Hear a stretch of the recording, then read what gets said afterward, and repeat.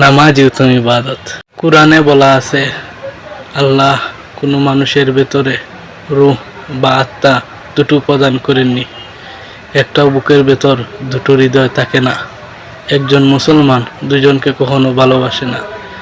মুসলমান হয়ে সে জিনা করতে পারবে না, আমানতের খেয়াল রাখবে। যাই হয়ে যাক, 5 ওয়াক্ত নামাজ আর দোয়া করতেই থাকবে।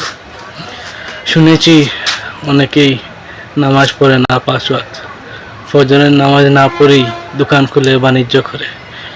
এসব শুনলে আমি খুব কষ্ট পাই। আমি কেমন মুসলমান হলাম, ওরা আমার কথা শুনে না, কষ্ট পাই।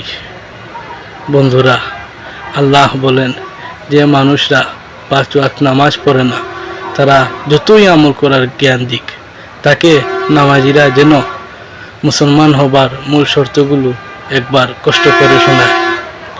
নামাজই উত্তম ইবাদত। আমি মুসলমান।